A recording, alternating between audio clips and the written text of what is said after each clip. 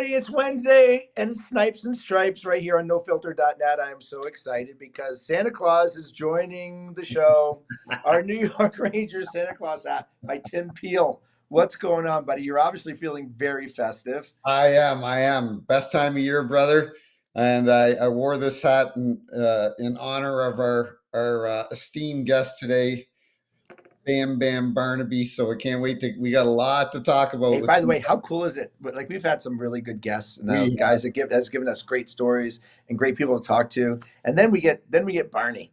And we just never know where Barney's going to go. He's one of the most colorful, one of the greatest guys on the planet. he's Um, I have formed an amazing relationship with this guy, and I just love him to death.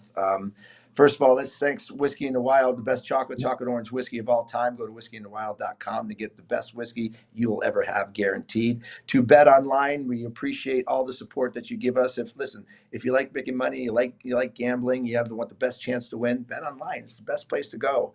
And then our protected net guards, our famous Tim Peel, making sure that all of our kids are protected on the ice and having fun. And what you do with protected net guards, Tim, is amazing. So thanks to all of our sponsors. Because I'm going to get right into it. I'm going to get. Oh, I don't know if maybe he's not there, but let him get knocked up in the queue again, and then we'll I bring him got a in. question for you. Are you going to Yep, the Winter Classic? I am coming to the Winter Classic. Okay. Yes. Yeah. I will see you there because I'm taking Tish and the kids up. Oh, that's fantastic. I think it's going to be it's going to be great. I mean, Yeah. Yeah. in Wrigley Field, I think having it at 4 o'clock on New Year's Eve is an amazing play by the league, by the way. Thank goodness they're doing that. I think to be able to have the sun go down right right there over Wrigley Field, the temperature is going to be great. Maybe we might get a little bit of snow, but I always love the Winter Classic games, whether I played in the alumni games or whether I played in the, you Right. know, I never played in an actual Right. Winter Classic, but I covered a A lot of number of them. Yes. Yeah, yeah, I did the one at Wrigley Field back in 2009, and it was a tremendous experience. And then I did the one here in St. Louis in 2017, I think it was. I They're was there. I was there. Yeah, they're great, Jr. You know what? People always say, "Oh, there's too many of them." Blah blah blah. Well, tell that to the city that's hosting it, because the city that's hosting it loves it. They Yeah. love it, and I think the players really enjoy it. So, yeah, are you taking clients? Or is this all with the I black? don't know. I don't know what I know I'm going to go do something for Discover Card, which is going to be great. Yeah, A couple things for the city. I am yet waiting to find out what I'm going to do here for the Hawks, which I hope will be a number of different things. But this is my city. Chicago's my city. I did a whiskey event last night. I was supposed to sign from 5 to 7. I stayed till 8 o'clock right. signing whiskey bottles. People were lined up outside the store. It was They, crazy. they love you. They love you there, brother. Hey, and you know what? Your Blackhawks are playing better. They're playing good. Yeah, Listen, I think they're finding ways of winning. I mean, listen, they've won 2 games in a row, but they've been competitive in a few. You know, I was saying today, how are they going to approach tomorrow's game? They're playing Seattle home. yeah. They just got beat by Seattle last week. And what is going to be their mentality going into that game? Are they going to feel, okay, we owe them a shit kicking? They're in our building now. We're won 2 games. We just did something really cool by coming back in the third period, scoring 3 goals. Yeah. Um, are they taking a breath of fresh air and saying, okay, the pressure's off? Or are they going to say, this is a chance for us to really start getting something going here a little bit? Hmm. Yeah, I don't know. We'll see. Obviously I haven't watched a ton of Blackhawk hockey because let's be honest, it hasn't been very much fun to watch. So you know what? I'm just happy for the Yeah. fans there. I'm happy for Bedard. I'm happy. Well, we'll see. I Some good people there. So let's bring So on hold on. So what I Barney. say is like it hasn't been a lot of fun to watch Hawks, maybe, but it hasn't been much fun to watch the Buffalo Sabres either. And I, I think our guest right here, Matthew Barnaby, will be a really good guy to talk to and say, what the hell is going on in Buffalo? Unbelievable. right? Like, what is going on? Because it's like there's such teases, right? They're the king team of teases because they look so good one stretch, and then all of a sudden, you know, Yeah, they come terrible in another, right? So I just don't get it. I don't get it. I You know. know what's but it's just I think it's a mentality. There's my buddy Matthew What's Barnaby. what's up? I'm not gonna lie, it was tough. Maybe I'm in the Florida mindset. Everything's a little delayed here. How are the boys? I'm awesome, buddy. I wore my Rangers Christmas hat for you today, buddy. Oh man, it reminds me of the time when we played the Islanders right around this time of year, and the Santa Claus is spot on the ice in between intermissions. There was like 100 Santa Clauses on. We were in the island, and they had this contest. Everyone came down wearing Santa outfits, and 5 dummies from the Rangers stripped their Santa Claus outfits open, and it was a melee. But 5 guys against like 95. Not bright. How come you were involved in that melee? Man, we were trying to get out there. We heard all the like ruckus from the crowd, so we all like ran into the tunnel. Obviously, it's hard to see, and you know the Long Island, you have to run around to the Yeah. side, into the corner. We're looking out, and we're like, now we're laughing. It was the funniest thing ever. So, yeah, those guys went at it pretty good. What are you doing in Florida? Just escaping the cold, man. Yeah. Man, it's cold in Canada, cold where my kids live in Buffalo. So no, I don't want to see snow ever again in my life, It, ever. it's not that cold in Buffalo. It's kind of hot there right I now. know it's like +7, but No, listen, no, no, Hey, no. I mean, listen, oh with the team. listen. All you dummies haven't figured it out yet, right? There no, are yeah. there are places that you can live, even though they're higher taxes, but the weather is perfect. No, Like, I know. Listen, Canada is a great spot. The Canadian dollar dipped below 70 cents since first time since 2002. That's a story for another day. I saw that. Market's getting killed right now. But yes, there's a lot better places to live than Canada. And hey, by the way, that'll all change when Canada becomes the 51st state in the United States, buddy. hey, dude, I'm all for it.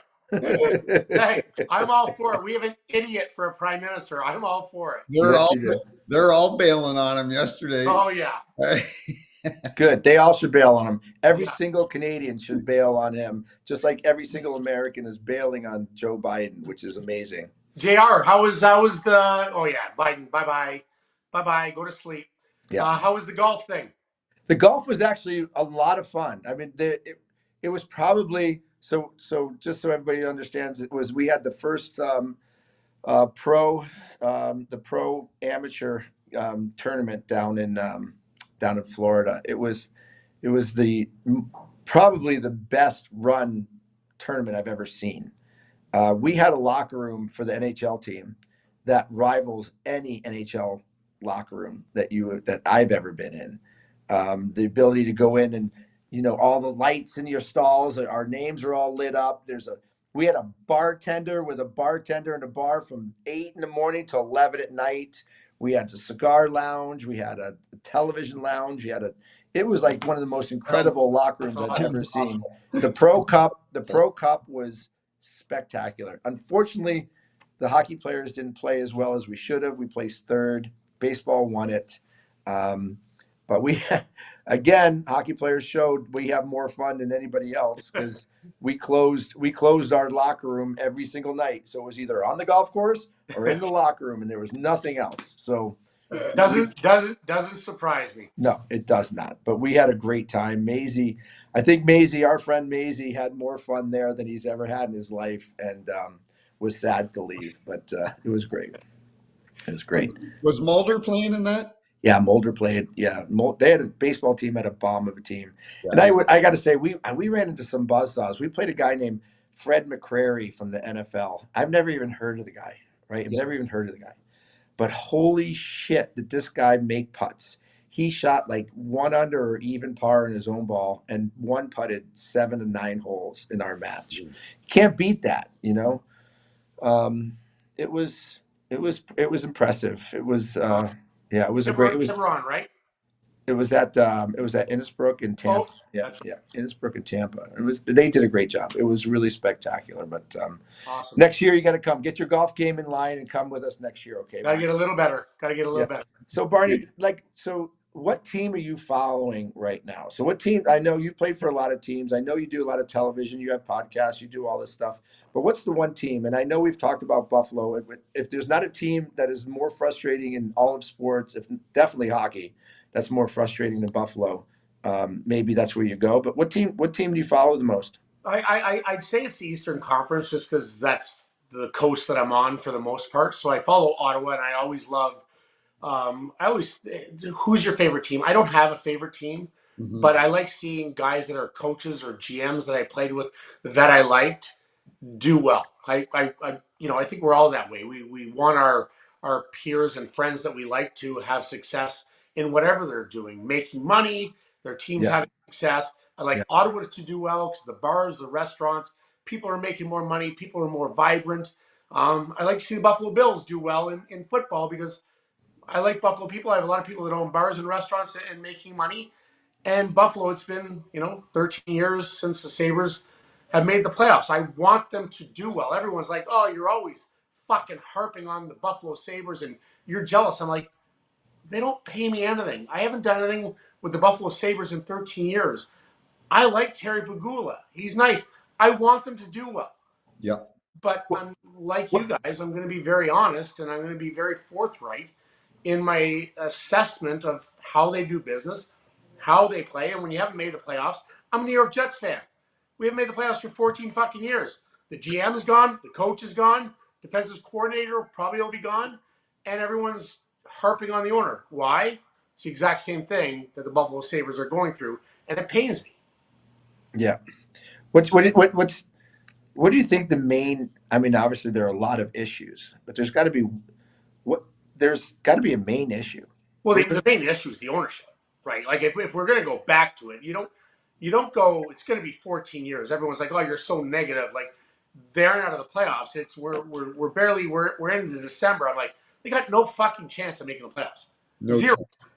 They had zero before yesterday. Everyone's And you like, think that goes oh, to ownership? I think it starts with ownership. It starts when it's been 14 years. And let me give you a backstory.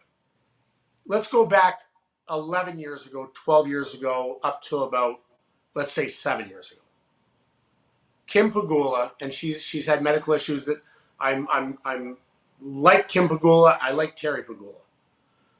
But listen, when you're president, who's essentially Kim Pagula, the wife, Terry Pagula, who's the owner, are signing players like Christian Ehrhoff to $40 million Yep. and Ville Leno to 27 or $29 million. And you have people inside that organization, and I know this is fact. This isn't me making up some make believe fugazi Matthew McConaughey. This isn't a fugazi. This is fact. They were the ones pushing for Christian Ehrhoff. They were the ones pushing for Ville Leno. Management team did not want any part of that. No part of it. Hmm. They pushed for that. Well, How you, that I you know think what, Ville Frank? Leno had 3 goals in 3 years or Can I something. before you start, Tim? Yeah, Can I tell you one of my most embarrassing things that ever happened to me? sure. So it's the in Philly. It's the draft. It's probably 7 years ago, and 8 years ago, and I'm there because of Brendan Lemieux. Mhm. He's friends. Claude's a friend of mine. Family's been a friend. Brendan's my son's best friend. Yeah, So we were at the draft waiting for him to get drafted because he was thinking that he's going to go first round. He actually went first pick in the second round to the Buffalo Sabres. yeah. So we all go up into the Buffalo suite and everything's great. We're saying hi to everybody. We're celebrating Brendan Lemieux getting drafted, number 32 at the time. And I start talking to Kim Pagula. Hey, congratulations. Hope everything's going great for you. I said, um, you know, I love what you and your dad are doing in No, Buffalo. no. Oh my God. That's great. She goes, he's my husband. I said, good luck. Nice seeing you. Good luck. Thank you very much. I left. I walked out of there. I'm like, you idiot. Like, you idiot. Why did you open up your big mouth? You She totally. she's done an amazing job, and you guys know. Yeah, I felt so bad. I wanted to walk into Kim and say, I'm really sorry I did that. That's so wrong. I felt so You're bad. telling her she looks really young. Well, she does. Of course she does. If you ever see a girl that maybe a little chunky, don't ask her how many months pregnant she is, because I asked that for Glenn Parker, who's center of the Bills when I was 19 years old, and she had delivered like 2.5 months earlier, Oh, and man. her husband's 360 pounds. Like, Yeah. Yeah. I and had she's to, like, I had, dude, I had to, I had to tell you that story. never again. I've This done girl, that too. I could see a girl that's ready to pop tomorrow, Me too. and I will never say a word No. ever. No, I will not do it I will not judge on relationships ever again, because that No. was terrible. I felt Yeah. so bad. So But Kim Pagula, if you're watching, this is my apology to you. I'm Yeah. so sorry. and I have to say, like, they're nice people. Listen, they're Yeah. They multi-billionaires. They're Right. not dumb people. listen, for what they've done for hockey. Look, they helped Penn State build all the Penn Yeah. State, right? So I They- mean, they're hockey fans, and they are great. So, And, but it and comes Kim, down to the ice, man. And listen, Kim Pagula has done an amazing job with the attraction of Buffalo downtown, with the Marriott and Canal Side, Yeah. and the connection to the rink, and them helping the junior Sabres become an elite program. You're not, and I said this around 7 or 8 years ago. I've flown on probably 1,000 planes in my life. Yeah. It doesn't qualify me to fly a 747 plane. I know where the gadgets are, Yeah. but because I've flown 1,000 times doesn't give me the ability to fly a 747. yeah, I wouldn't let you in there anyway. They've seen probably 1,000 games. It doesn't give them No. the ability to make trades or sign players. Do what you're good at. Yeah. Hey, take care of community relations, Kim, Terry. Fucking frack some oil and make billions of dollars. That's what you're good at. The You're good not good at running a hockey franchise. You're not good at hiring people. So, long-winded answer. It starts with ownership. Now, listen. Okay, since they've owned the team, Lindy Ruff, Rolston, Nolan, not even he was brought in to tank, and as a favorite of Pat LaFontaine, Bilesma, Housley, Kruger, Granato, Ruff again. You go through that many coaches, the GMs that they've went through during that time, the players that have left now lately. I'm going to put on Kevin Adams, because now we're talking about, O'Reilly. He was a cancer to this team.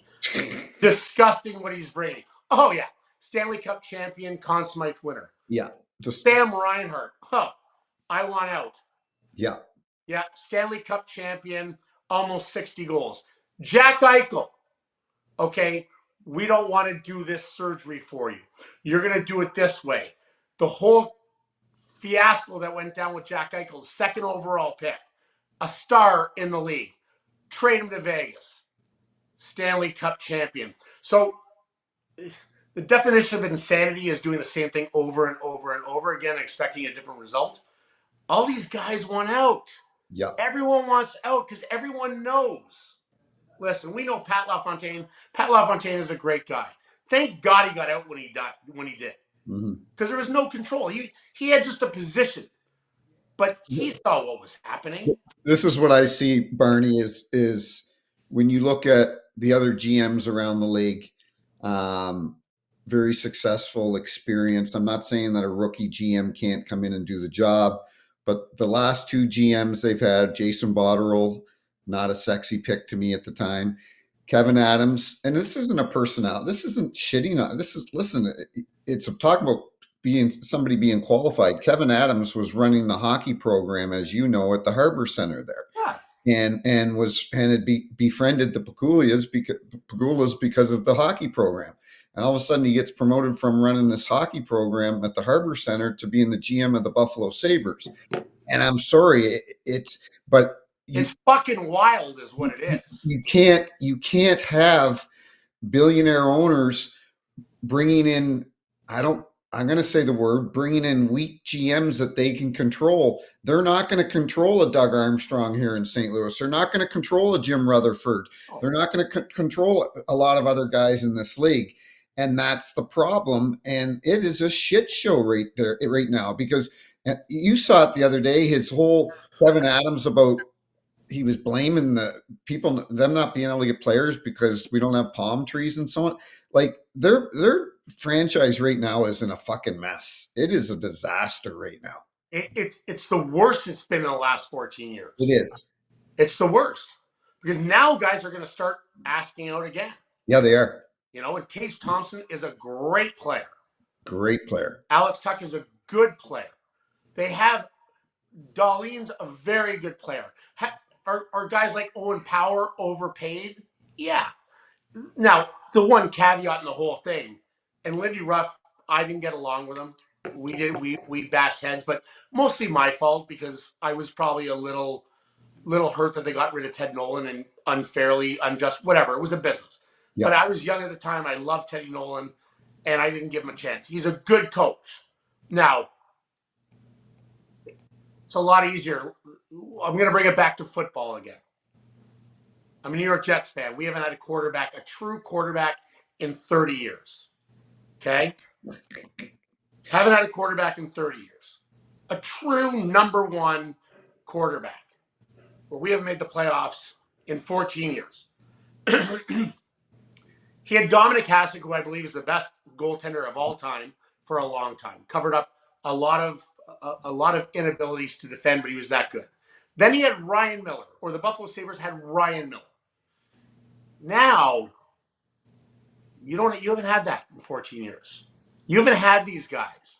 So you need a great goaltender or a very good goaltender to compete and make the playoffs.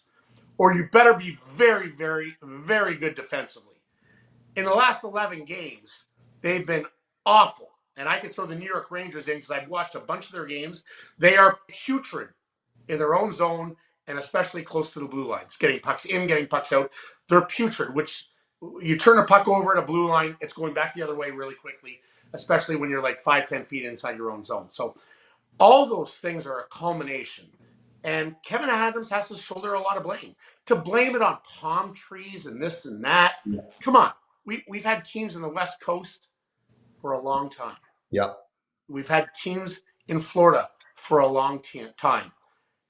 And I've played on some Buffalo Sabres teams that were pretty fucking good, and the teams after me that were pretty fucking good. Yep.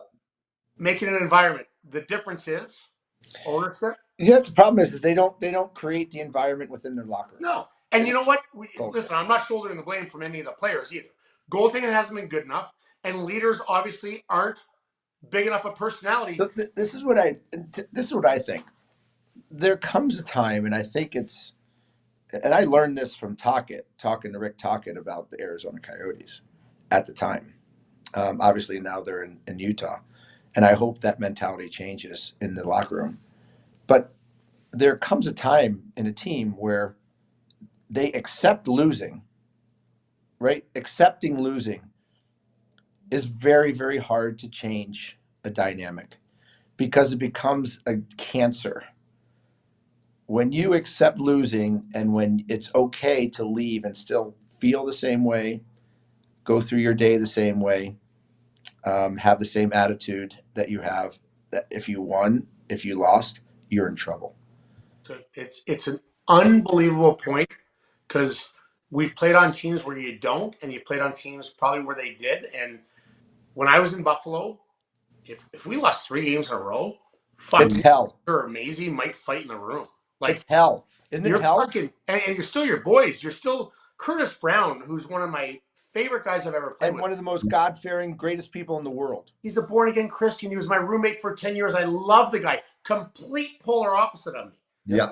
I had fuck you, or was frig you with him when he'd come back at me. But we challenged each other. Yeah. Like, we got to be better. And I'm going to tell Razor, you got to be better. You got to step up here. And he's going to come right back at me. You got to be better. And then everyone's like, I got to be better. But that's an internal pressure that I don't see from the Buffalo Sabres. When your owner flies into Montreal, a shitty hockey team, I mean, a shitty. We could put an alumni team over 50 years old right now, and we wouldn't lose by that many goals. And if we did, they'd lay a beating on the other team, and at least it would be eventful. Well, But he not only flies up, Barney, and gives them a vote of confidence and so on. Montreal scores 19 seconds into the game. like Like, how How are you not ready? embarrassing? How are you not ready? How embarrassing. By the embarrassing. way, how do you go into Montreal Forum and not have a sense of awe going into Montreal Forum, right? Even though it's not the Forum, but it's still Montreal. Yeah. And it's seeing all the jerseys, all the history, and you like, how can you not be excited and ready to play a hockey game? To them, I don't know. Is it just another rink? It's just another arena. It's just another game. I really don't. Well, How do you turn a puck night like 14 seconds in? Like, have a defined mentality right. of how you're going to play that game that night. Like, everyone's like, Twitter is like, oh, this is a 10-unit play. No way Sabres lose. I'm like, are you fucking kidding me? Have you watched this team in the last 10 games? There's a good chance they lose this game. You know what? They're going to lose to the Leafs again tomorrow. Mm-hmm. They're going to lose to the Leafs. This team isn't good. How do you turn a puck over 14 seconds into the game? Then Owen Power comes up. Then he got unlucky break. I think it went off the ref's skate and jumped over his stick. Whatever. But it shouldn't even have been there. And then you compound it by taking penalties, and Lionel gets into a spot, and they set him up. Like, it's embarrassing, but it's just a trickle down effect of what these guys have went through. You know what? Terry Paguglia should have saved his gas money from the airplane and given the money to the boys. They should have had a team party at Chez Paris the night. Absolutely. That's what they should have done. They should have gone to Chez Paris and hung out there till 2 a.m. Maybe play guilty instead of being in your hotel room drinking protein shakes. I don't know. Like, something's got to change there, because it's not fair to the Buffalo fans. I feel so bad because you played there, Bernie. Those fans are the best. And Listen, I don't think you can't blame it on a roster. They have some really pretty darn good players on that roster. They really do. I agree. I've seen teams win with worse rosters than that. Do you know what they're playing though? They're playing pond hockey right now. Yeah. They're not physical. No. Yeah, I think the last 11 games. Yeah, but again, how do you play pond hockey when you haven't made the playoffs for 13 years? That's leadership, man. It's leadership in the room. Yeah, I think in the last 11 how does leadership look? How does leadership look today in the locker room?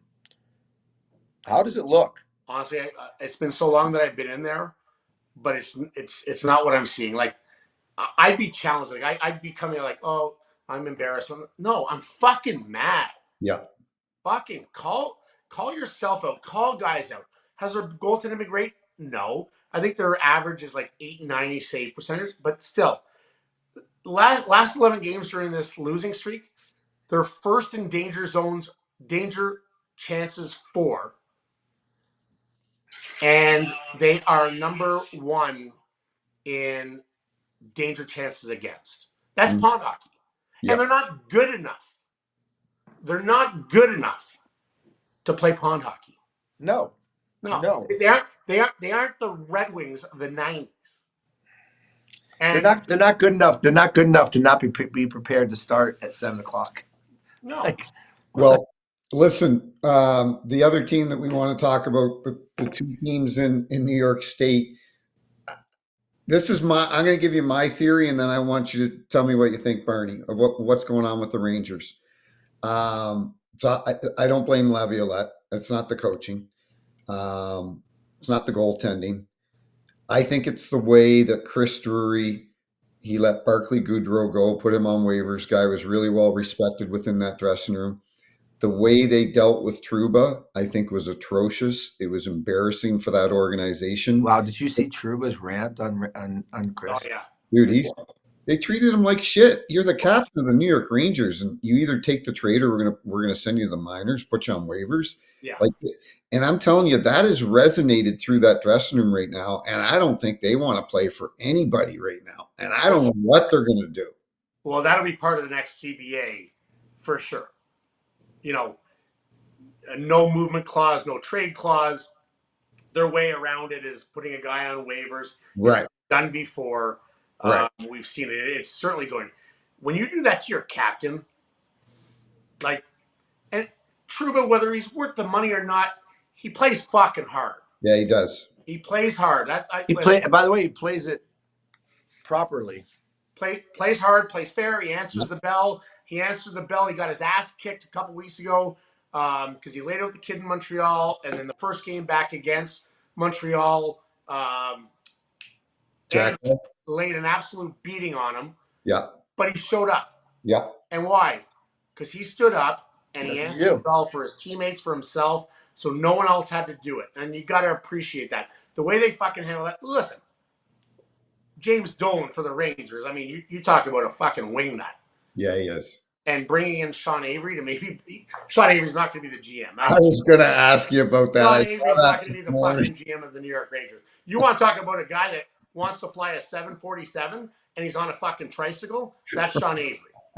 Like I you couldn't have a fucking. I didn't even see what they did. You couldn't have a fucking worse hire. But than Sean Avery. Update JR Barney on that. I guess James Dolan called Sean Avery and asked him to fly in to talk about the New York Rangers and where they're at, everything that's going on with them. This was on the Spit and Chicklets podcast with Biz and Whit. There's no fucking way this guy. Again, you talk about guys that aren't. He's never been in management. Listen, I've never been in management. I know what I would do, but there's a lot that goes into being a GM. I'd be ready for a coach. I think going back to even Kevin Adams. Kevin Adams could be a good assistant coach in the National Hockey League. He's a good guy. Yep.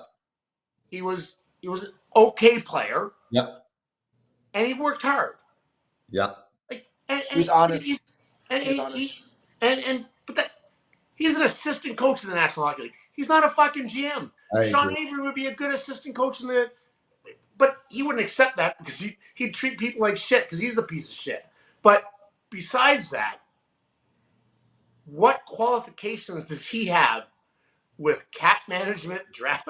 Like, you got to spend time. Like, listen, I think I know the market because I follow the market every fucking day. I'm not Warren Buffett. I know that. Right. Yeah. Merrill Lynch isn't hiring me to handle $12 billion worth of assets. Yeah. Like, this is ludicrous. No, well, like Alexander Steen is shadowing Doug Armstrong here in St. Louis for 2 years before he takes over. Like, it's a process. You just I think it always goes back. And Tim, you said it's not the coach. I'm going to question whether it's not the coach. I mean, I think Tim. Listen. We understand Tim Laviolette. I know him. I've known Tim for a long time. He was my roommate. He was my roommate in 1987. He was my roommate in 1987 at the Olympic trials. Okay. I love this guy. He's great, but he's not your prototypical 2024 coach. He's tough. You know what you're going to get from him. He's ornery. He always has that look on his face. I could see players of today getting sick of playing for a guy like him because he's old school. He's old school. Lindy Ruff is old school. I think he's adjusted a little bit more, but again, I'm not in that room. I mean, I don't know. I'm just for 14 saying. years straight, when we do our projections at the start of the year, guys, if you don't pick a team to be in the playoffs, then it's probably on management because they haven't built a good enough roster. I haven't picked the Sabres to be in the playoffs, even when they signed Babcock, the Leafs. Yeah, but here you are. Here you got a team like the Rangers No, who no, are going great, the, right here, the are going Rangers should be great, and then all of a challenging for a sudden Stanley Cup. they're the players are revolting against someone. I think they're revolting against Drury, and you don't win the President's Cup last year, and now they look like they're a shell of what they were. You don't win the President's Cup. So was Gerard Gallant the problem? He like they fired him to bring in Lavi. I just I don't know. I think Either way, if you pick a team to not be in the playoffs, okay, let's take the Buffalo Sabres. It's not on the players because we're saying the team isn't good enough to be a playoff team. Should they be better than they are and not lose 11 in a row? Absolutely. But if I'm sitting there and a bunch of analysts are sitting there that know the game and say it's not a playoff team, 14 years in a row, whose fault is that? It's not the players. yeah. Should they be better? Yes, but it's on the coaches, it's on management mostly because we're saying this roster isn't good enough to be a playoff team. And that's what I've said 14 years straight about the Buffalo Sabres. See what's funny is Chaser. I was visiting him this morning. He likes this team, and you know what he said to me? He goes, "If they had a Shannon O'Reilly and maybe one more guy there with leadership, he goes, I think they would compete for a Stanley Cup." Now, in Are fairness, those guys going to play goal too every night? see, I don't think he's a bad goalie. I don't think he's bad. I just don't think he's great enough for the way that they play hockey. Whereas the New York Rangers are a bigger disappointment because I don't have the Sabres in the playoffs at the start of the year. Right. I have New York contending for a fucking Yeah. cup or the President's Cup or the Stanley Cup. And they just signed their goaltender for the highest contract in the goaltender history. They have a great goaltender. His save percentage, guys, I think is 910 or 912 or something. That's a number it's average, but it's still good enough to win on a consistent basis. I'm with you. Either it's Drury or Laviolette. I don't know which one, but I watched enough Ranger games to know they're fucking putrid Yeah, they are. defensively. Well, Like, putrid. I didn't know Keandre Miller was a forward for a long time until they converted him to a defenseman late before he got drafted. But he looks lost out there. I just don't see any heart. I don't see Zibanejad looks like he needs to take a month off and get his head, cleared because it's a mess right now, and I don't know what the end game is. I think guys are pissed off at Drury and Nolan, is it Nolan? No, Jim Dolan. Dolan. Dolan. He's a wingnut. Like it wouldn't even surprise me if all of a sudden it says Drury's fired and Sean Avery's the GM. Like Matthew, you know how crazy he is. Like I who knows wouldn't what he's going to do? Dolan, and he's worth what, $10 billion? I wouldn't pay James Dolan $50 a week to walk my dog. Yeah. Well, it's all bad. He didn't make $10 billion, guys. No, his dad did. His dad made $10 billion. He's part of the lucky sperm club. If in all honesty, Yeah. like he came out of a penis, and he's got $10 billion. Like this guy's not Elon Musk or Mark Zuckerberg or Bill Gates. Like I have so many stories on James Dolan from when I played in New York. And listen, he was always very nice to me. But listen, this is not a rocket scientist we're talking about. And anyone that was part of the 01 to 04 Rangers when I was there, wow, we saw some shit. Well, and the Rangers lost to Nashville last night. Like I saw them here in St. Louis. Then they have a day off. They go to Nashville, lose 2-0.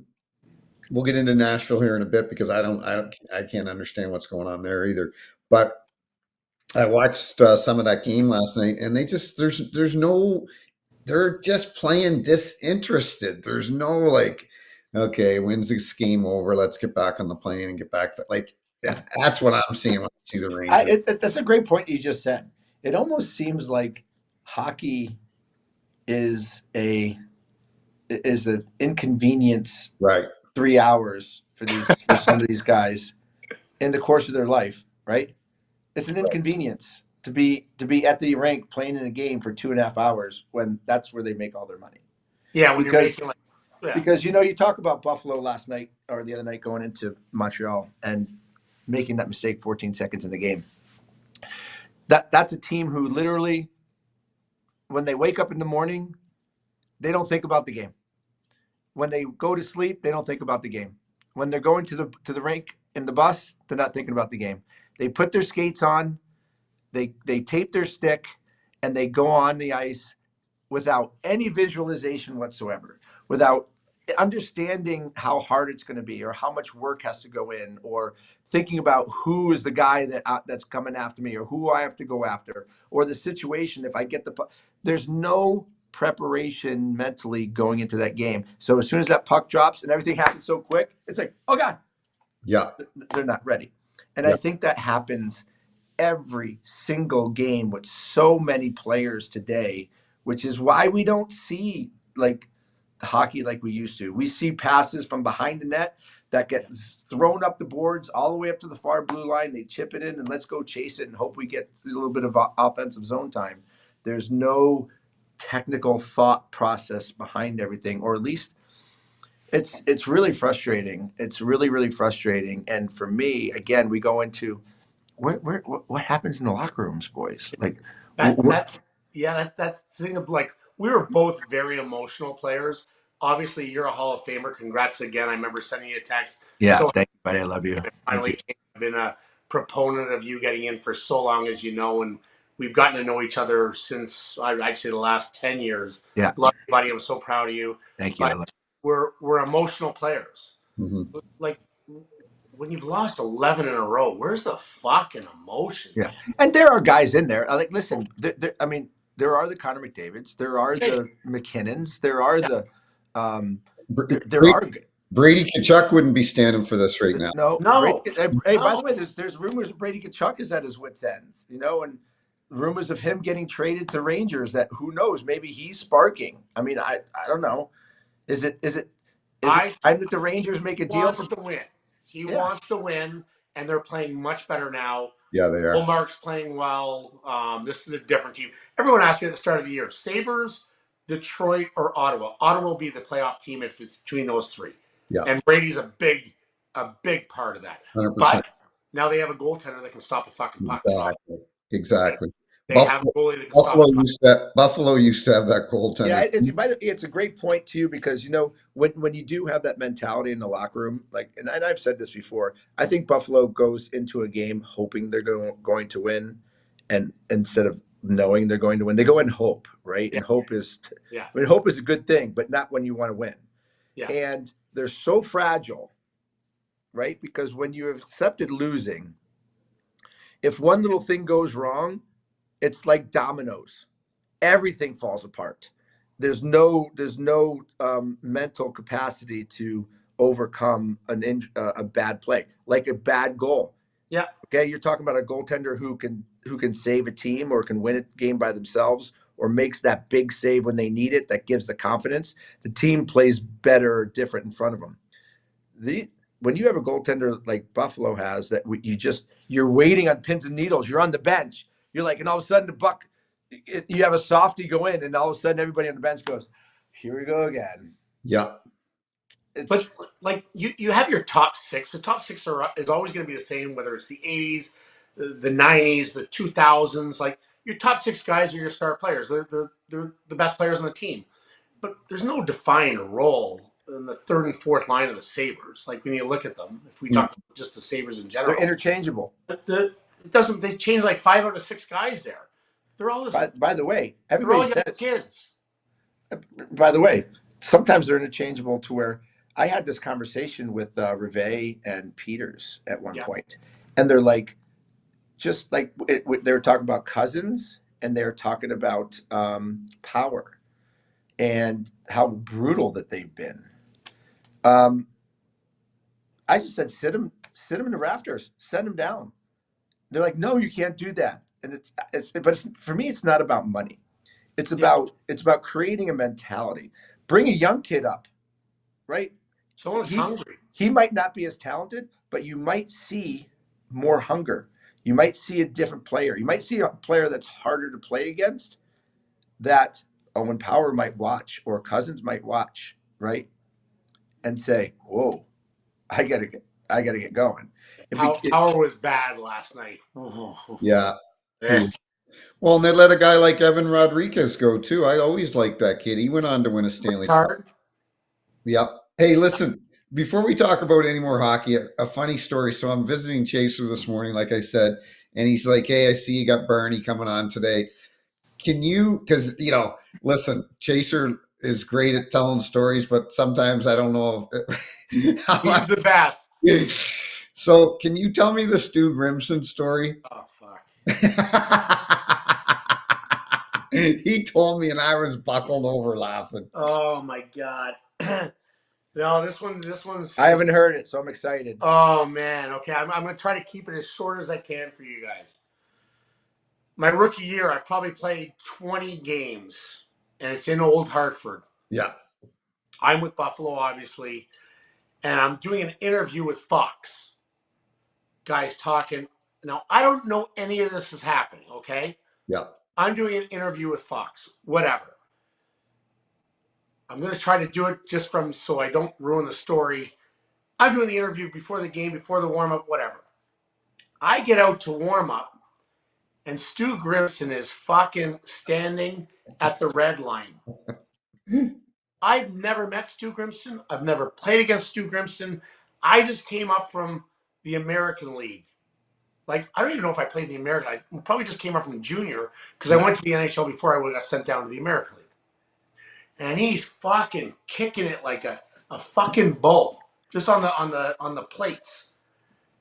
And I'm like, what the fuck? Stu Grimson's 6'5", 250. I'm 170 pounds, soaking wet. Yeah. Go in, Razor's like, what the fuck? What the fuck is he doing? I'm like, I don't know. He goes, what did you do? I go, I did nothing. Like, fucking nothing. So I go out. First shift, I come around. I don't know who was on the ice for them, but I guess Paul Maurice was the coach. Yeah.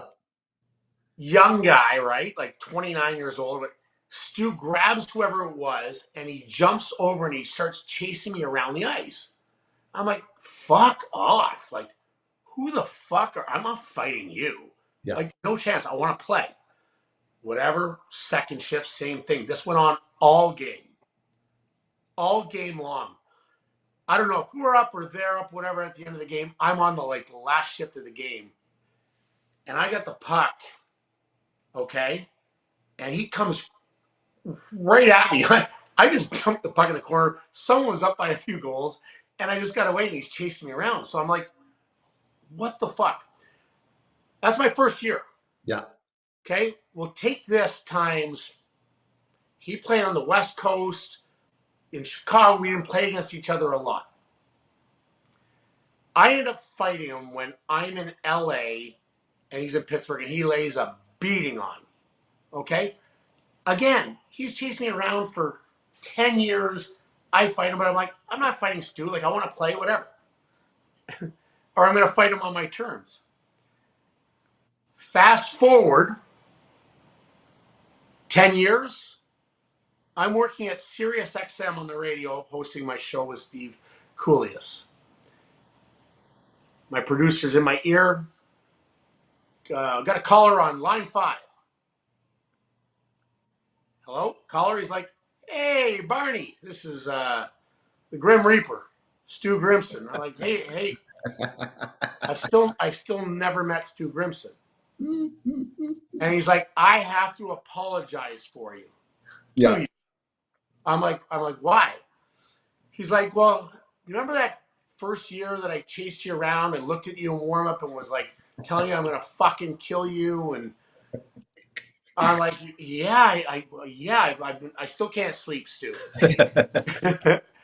He goes, well, that was Kelly Chase's fault. I'm like, now I've seen Kelly so many times since. He told Stu that he overheard me in an interview on Fox before the game. Yeah. saying he didn't understand why Hartford just traded for a shitty hockey player like Stu Grimson. He's not that tough. He's not good at hockey and whatever.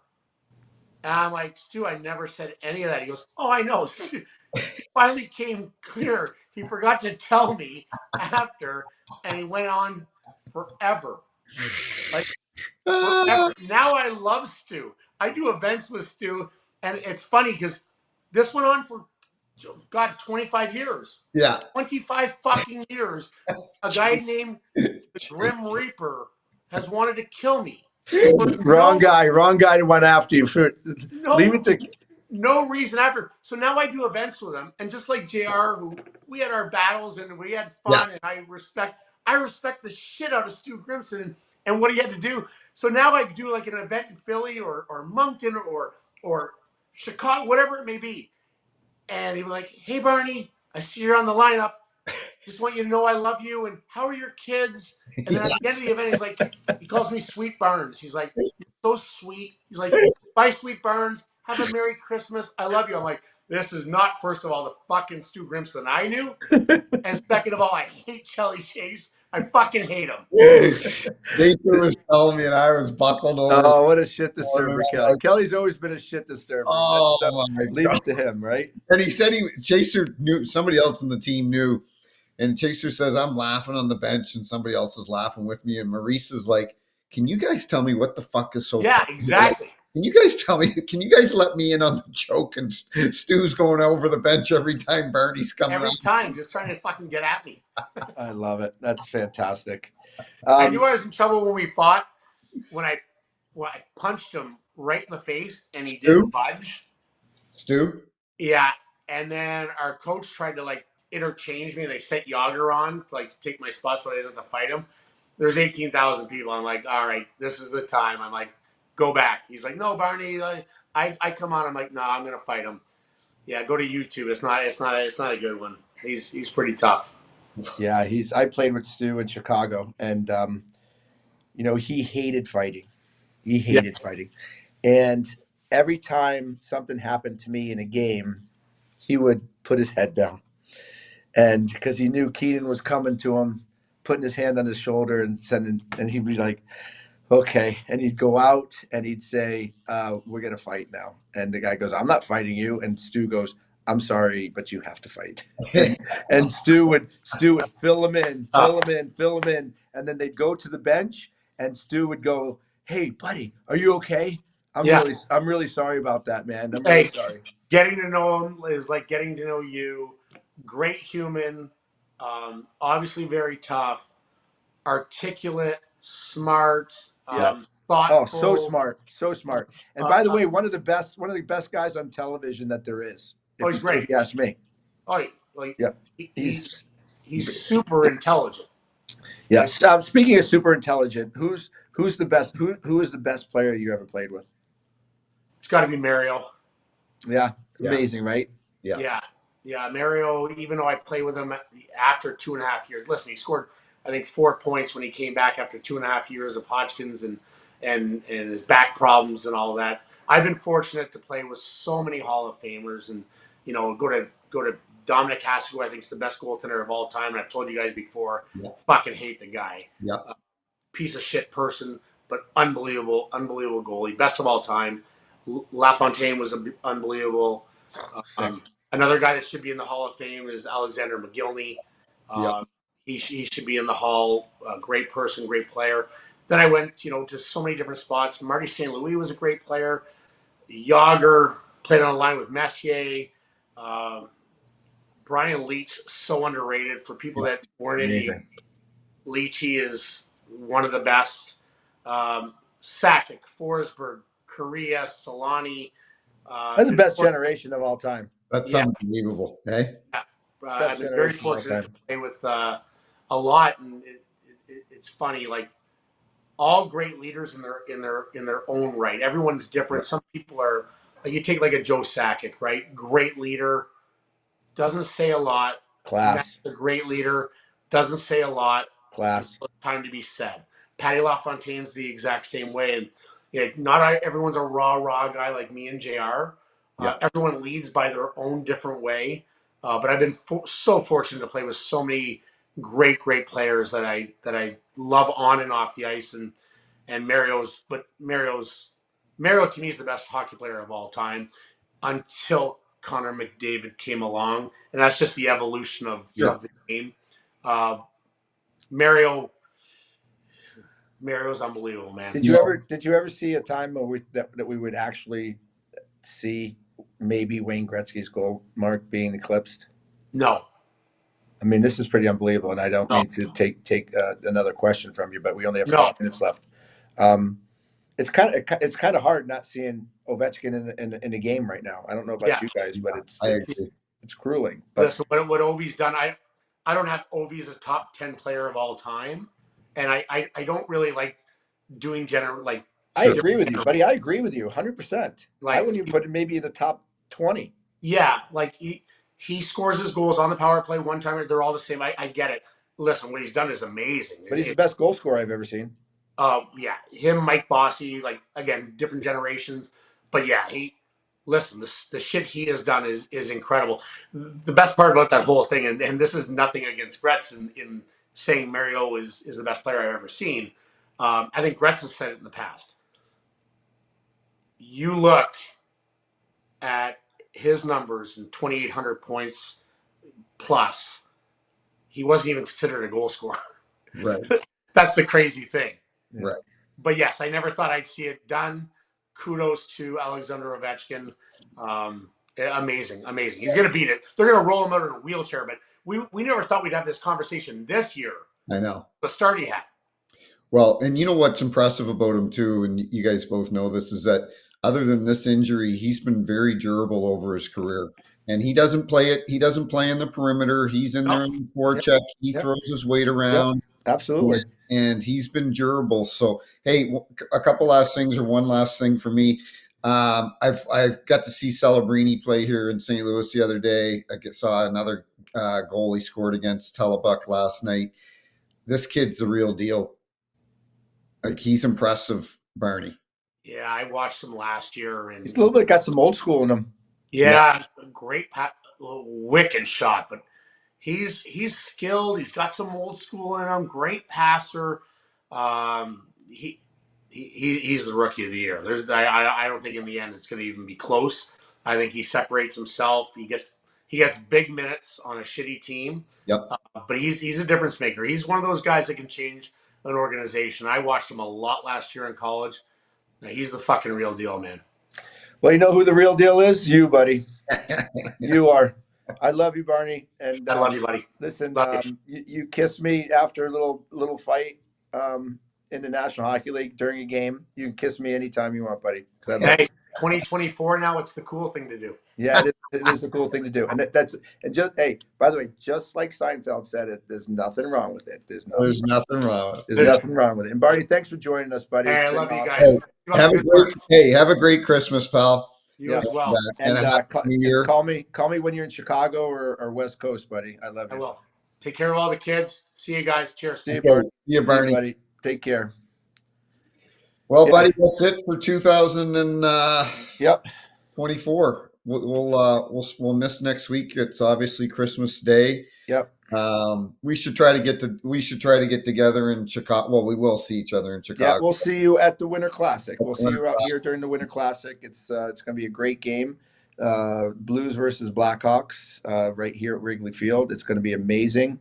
I'm so happy that you're going to be there. We will maybe tip a pint or grab a bite, but There's no question. I wish everybody a very Merry Christmas. I wish everybody a Happy New Year. And there's, buddy, I'm proud. You're my present for Christmas. Well, that I got you on my podcast. So. You've endured a lot this year in 2024, and the year has just got better and better and better and better for you. So I can't wait to see what 2025 brings. Yeah, I've paved a new road, buddy. By the way, there's no exits on my road, buddy. So thanks to Whiskey in the Wild, thanks to Protected Neft Guards, and to Bet Online. We love you guys, what you do for us, and we love for everybody that listens. We really appreciate it. So from 2024 and Snipes and Stripes right here in No Filter, we say Happy New Year, Merry Christmas, and we love you. See you in 2025. Bye-bye.